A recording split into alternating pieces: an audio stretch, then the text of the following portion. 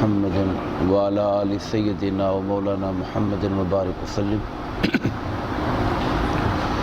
اعوذ باللہ من الشیطان الرجیم، بسم اللہ الرحمن الرحیم۔ حضور نبی اکرم صلی اللہ علیہ وآلہ وسلم کی سیرت طیبہ کے حوالے سے آج ہم آپ کی عمر کا جو لڑکپن کا زمانہ تھا اس حوالے سے چند باتیں آپ کے سامنے لاؤں گا۔ سب سے پہلی بات تو یہ ہے کہ حضور نبی کریم صلی اللہ علیہ وآلہ وسلم کو ابتدا سے ہی اللہ تبارک و تعالی نے اپنی خاص رحمت اور اپنی نگرانی کے اندر رکھا ہوا تھا۔ آپ جانتے ہیں کہ وہ ذات مبارکہ جو دنیا میں آنے کے بعد اپنی ماں کے دودھ کا دوسرا حصہ نہیں پیتے کہ وہ ان کے دوسرے رضائی بھائی کے لیے ہے۔ آپ اس سے اندازہ کر لیں کہ ان کی طبیعت کے اندر جو انصاف ہے اور ان کی طبیعت کے اندر جو نیکی کی راہ پر اور تقوی کی راہ پر چلنے کا جو طرز عمل ہے اور جو طریقہ ہے جو اس عمر میں پایا جا رہا ہے، جبکہ عام طور پر وہ لاشعوری کی عمر ہوتی ہے، تو آپ ان کا جو بچپن ہے اور ان کا جو لڑکپن ہے، ان کی جو جوانی ہے، یقیناً وہ بھی اللہ ہی کی مقدس نگرانی کے اندر چل رہی تھی۔ اور آپ نے ایسے کوئی کام اپنی زندگی میں نہیں کیے جو عام طور پہ لڑکے کرتے ہیں۔ یہ جو عمر ہوتی ہے کھیل کود کی عمر ہے، تماشوں کی عمر ہے، مگر آپ صلی اللہ علیہ وآلہ وسلم اپنی اس عمر کے اندر بھی اس طرح کی چیزوں سے محفوظ رہے، بلکہ تاریخ کی کتابوں کے اندر، سیرت کی کتابوں کے اندر ملتا ہے کہ سرکار دو عالم صلی اللہ علیہ وآلہ وسلم نے فرمایا کہ میں نے چند دفعہ بتقاضۂ بشری میرے دل میں خیال آیا دنیاوی چیزوں کا۔ ایک کا ذکر آپ فرماتے ہیں کہ میں بکریاں چرانے کے لیے اپنے ساتھیوں کے ساتھ گیا ہوا تھا، تو رات کو مکہ میں کہیں پر کوئی شادی تھی اور وہاں پر راگ رنگ ہو رہا تھا، تو میرے دل میں خیال آیا کہ میں بھی جا کے سنتا ہوں۔ تو میں نے اپنے ساتھی سے کہا میری بکریاں تم سنبھالو اور میں جا کے دیکھتا ہوں وہاں کیا رونق میلہ ہو رہا ہے۔ تو میں وہاں سے چلا آیا۔ جب میں اس گھر کے پاس آیا اور وہاں آ کے بیٹھا سننے کے لیے، تو اللہ تعالیٰ کی طرف سے مجھ پر نیند طاری کر دی گئی، میں سو چکا،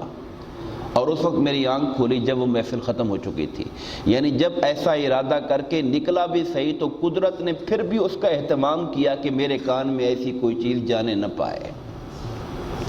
اسی طرح ایک دفعہ آپ کے گھر میں خاندان میں کوئی کام ہو رہا تھا، تعمیراتی کام ہو رہا تھا، اور بچے جو گھر کے ہیں وہ سارے اینٹیں اٹھا اٹھا کے دے رہے تھے۔ تو بچوں جو عمر ہوتی ہے اس عمر کے اندر بچوں کے شلوار پہننے کا رواج ہمارے ہاں دیہاتوں میں اب بھی نہیں ہوتا، عرب کے اندر بھی نہیں تھا۔ آپ نے تہمت باندھا ہوا تھا تو کسی چچا نے کہا کہ اینٹیں کندھے پہ اٹھا رہے ہو، خراشیں پڑ رہی ہے، تہمت میرا پکڑ کے نیچے سے کھول کے اوپر رکھ دیا کہ اس کے اوپر اینٹیں اٹھا کے لاؤ۔ ایسا کہنا تھا، ایسا کرنا تھا کہ آقا نامدار بے ہوش ہو کر گر پڑے۔ یعنی جب آپ کا تہمت انہوں نے اتارا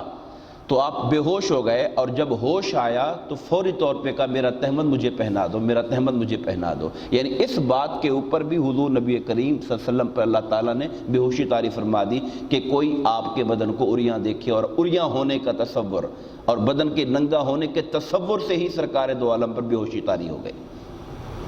اسی طرح آپ نے اس زمانے کے اندر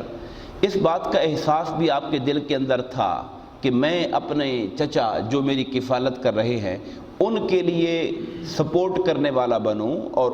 ان کے گھر میں معاملات میں تعاون کرنے والا بنوں۔ تو حضور نبی کریم صلی اللہ علیہ وسلم اپنے خاندان کی بکریاں لے کر چرانے کے لیے نکلا کرتے تھے۔ اور یہ بات یاد رہے کہ یہ جو بکریاں چرانے والا کام ہے، اللہ تبارک و تعالی نے کم و بیش ہر پیغمبر سے یہ کام لیا ہے۔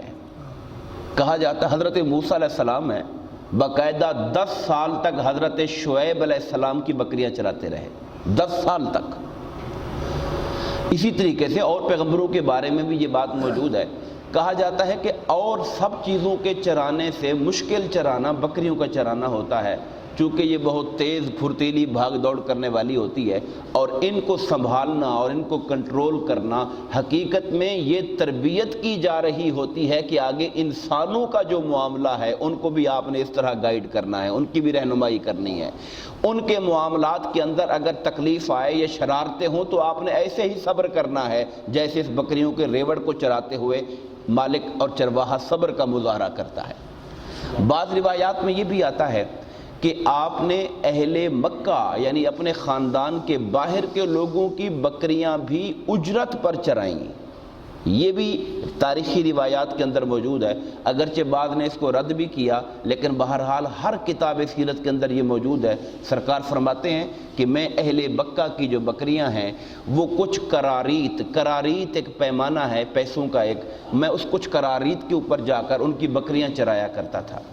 اور اپنا یہ جو عمر تھا بکریاں چرانے والی، جب آپ اعلان نبوت کے بعد صحابہ کرام کے ساتھ ایک دفعہ کسی ایسے علاقے سے گزرے جہاں پہ لوگ چراگاہ تھی جایا کرتے تھے، اور لوگوں نے وہاں پیلو کے درخت تھے اور وہاں سے پیلو توڑنے چاہے، تو سرکار نے فرمایا یہ جو کالے کالے پیلو ہیں ان کو توڑ کے کھانا، یہ بڑے میٹھے ہوتے ہیں۔